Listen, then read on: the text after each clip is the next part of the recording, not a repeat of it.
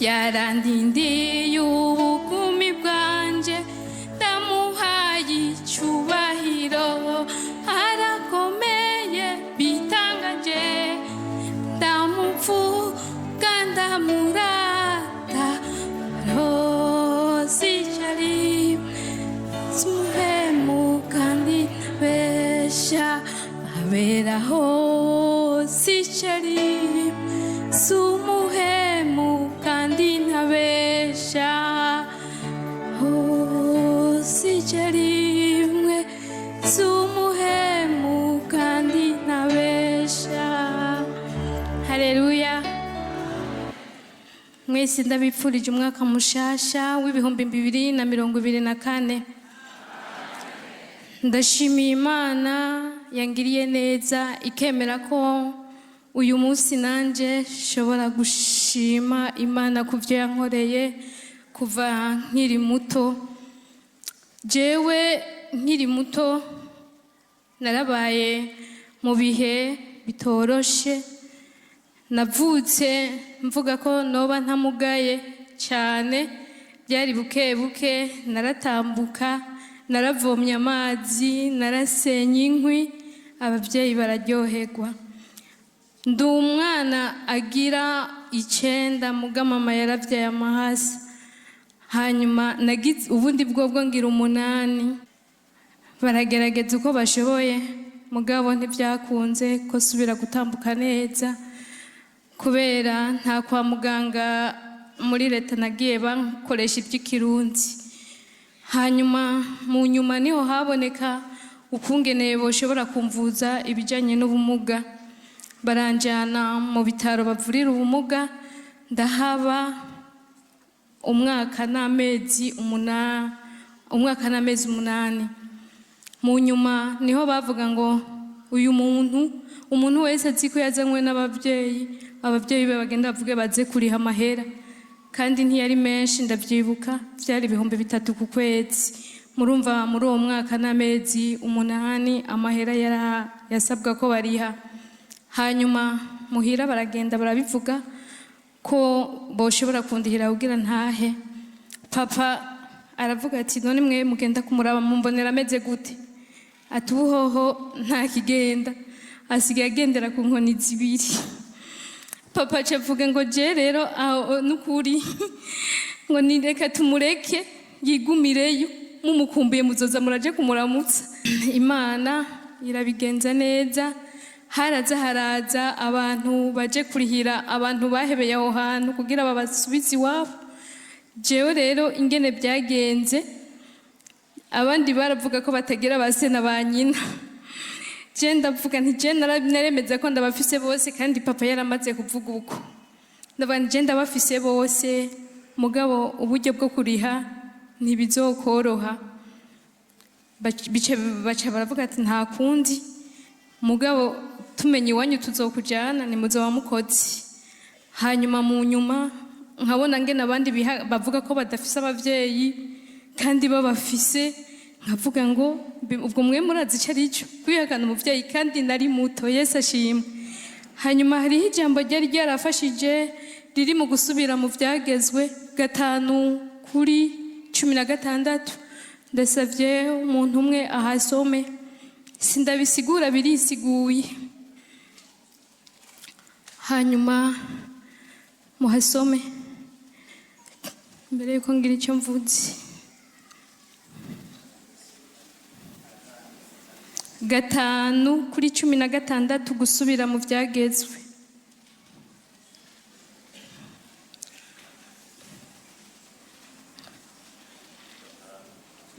Cumi na gatandatu. Haravuga ngo wubahe so na nyoko nk'uko jewe uhoraho Imana yawe nabikugeze, kugira ngo urambire mu gihugu jewe uhoraho Imana yawe nzoguha, uhamerererwe neza. Amen. Iryo jambo niryo nagumako.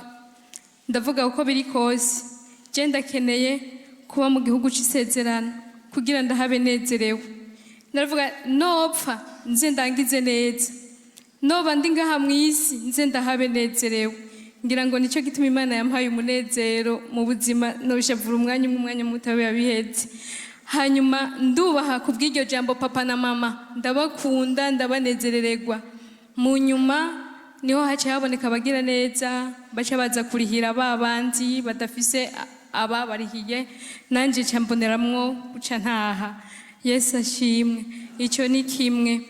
Mu nyuma niho naciye niga ibintu bijanye n'imyuga. Imana irangirira neza, mu myaka 4 ndabishobora. Sanga hariho abandi bahadubuye ariko je ndaharengana. Iyo myaka Imana irayingirira neza, bigenda neza. Mu nyuma bimaze kugenda neza ca ndaza ngaha muri famiye ya Bujumbura ndahaba. Maze kuhaba narahagwaniye intambara ikomeye cyane, ariko uhoraho yarandinze. Nukuvuga muri maze kubaho hantu abantu barandaba bakavuga ati uyu muntu ntawe uzomushira mu rugo, agendana ubumuga. Ndagwana intambara y'abagomba kunjana mu caha c'ubusambanyi, bavuga uyu nta kindi akwiriye nukuzotwara inda, nta bindi. Nukuvuga siniyugurura abantu maze kuba notangura akazi kanje. Abenshi barabizi ngaha akazi kiwanje n'akazi k'ubutayeri ko gushona. Nukuvuga naba muri urwo rupangu nyene narahavuye ndava muri famiye, mpanga inzu ifatanye n'urwo rupangu. Sinashaka kuja kure, nagomba ko ngumana nabo mu muryango. Hanyuma siniyugurura ibyo bibazo, muga mu nyuma ndavuga nti Mana, Jesi nifuza kukumara amaza, nakumenye nkiri muto kandi urazi ko nubaha papa na mama. Nubwo papa yavuga ngo nze ngume hajya ahantu, ariko warahankuye unzana muri ubu buzima ikirenzeko. Inyuma yaho naraduze papa ndamubwira nti ubu ntuzosubira kwigurira impuzu, mama ntuzosubira kumugurira impuzu.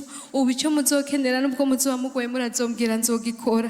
Nukuvuga ababanyi banje bari ruguru naratanga amahera bakayagumana, ku buryo papa agwaye batirirwa bambwira ko yagwaye yavuye kwa muganga, namurungikiye amahera kugira banze bamuvuze. Mama uko nyene.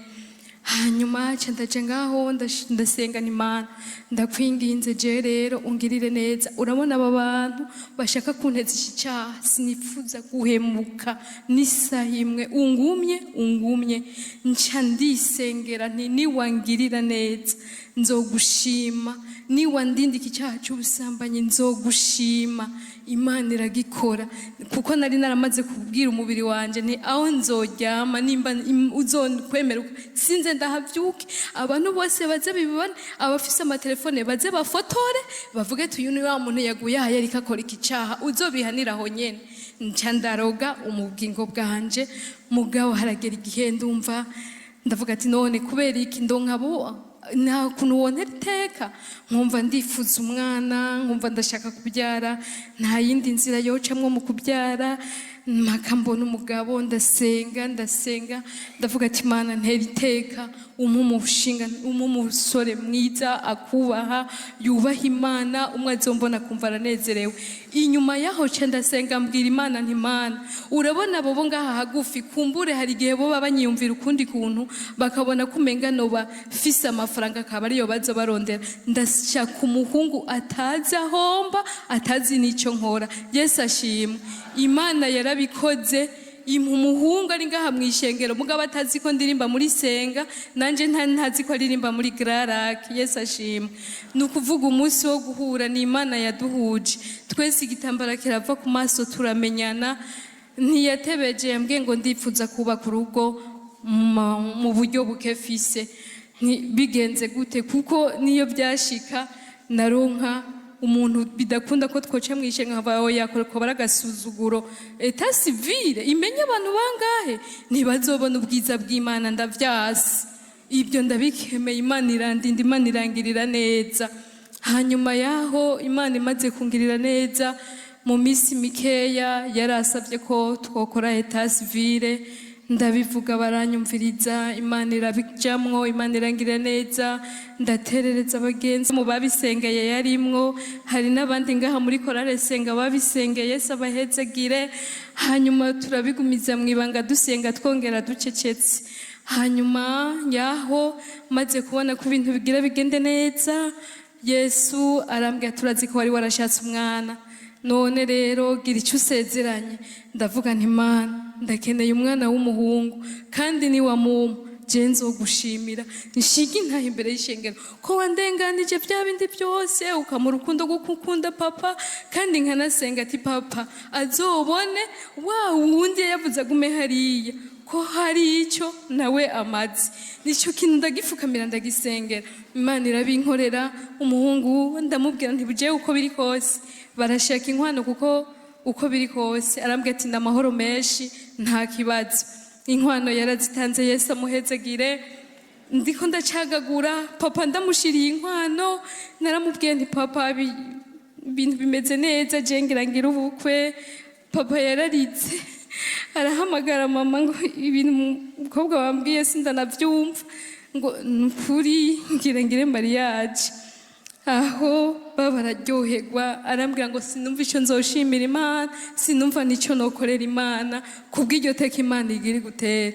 Ngo urumva ruguru bamenyereye ko bagenda ibintu bita ngo nuguciranira, ngo none ngo bazoza ngaha. Ndababwira nti uko ndi Bujumbura ntice dukora ibintu byo mu muci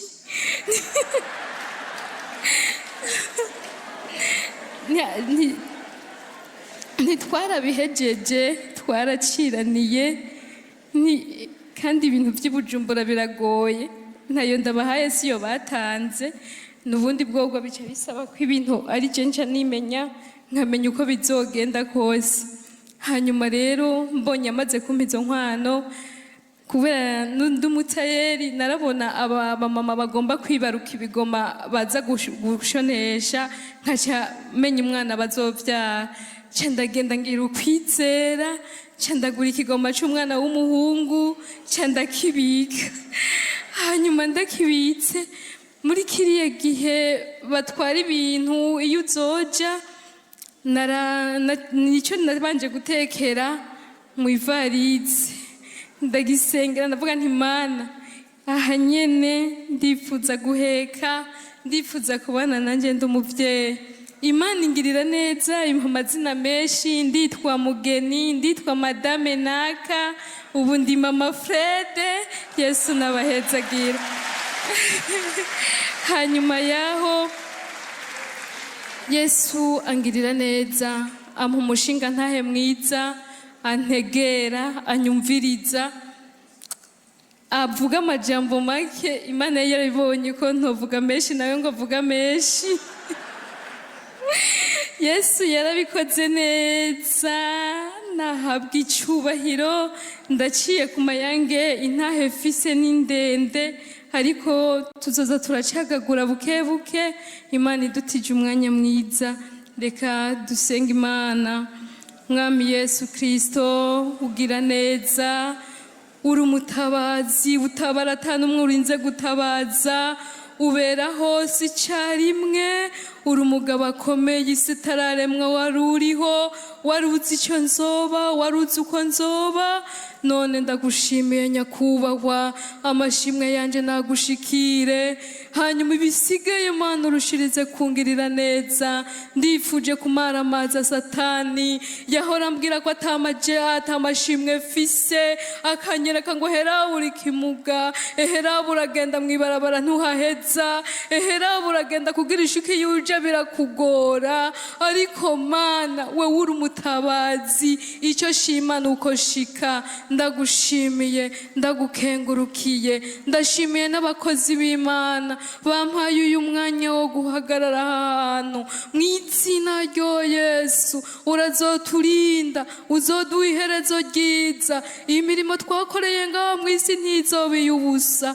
Mu izina rya Yesu uratubera umutabazi, uratuzigamira abacu n'ibyacu, utuzigamira abakozi n'ishengero. Mu izina rya Yesu Kristo urabana natwe amajana amaza. Ni muri rya zina ryawe ryera Yesu Kristo dusenze tubyizeye ko n'ibindi biri imbere uzoshishikara kutugirira neza, uzoshishikara kuduhindurira amazina, kuko wewe urabishoboye, wewe uragororotse, uri umutabazi, uri Imana nziza. Ndashimiye na babandi bose Mana bamwe bashigikira, bamwe bamba hafi, bamwe bagira icyo bakora kugira tubeho, urabahezagira mu izina rya Yesu. Bamwe basengera, bamwe bambona nk'abatera ikigongwe, urabagirira neza. Ndashobora gushimira abakozi bawe Mana, abakozi bawe washizeho kugira batugirire neza, ntibaze bagira icyo bakuburana bakiri muri iyi si.